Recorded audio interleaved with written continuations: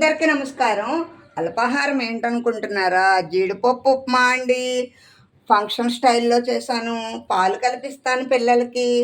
మధ్యాహ్న భోజనానికి white rice, దానిలోకి కొబ్బరి పొడేసి పొడి కూర చేశానండి. కాస్త మసాలా వేసి, అంటే పొడి పొడిగా ఉంటుంది కాబట్టి కొబ్బరి పొడి అరటికాయ కూర అంటారు.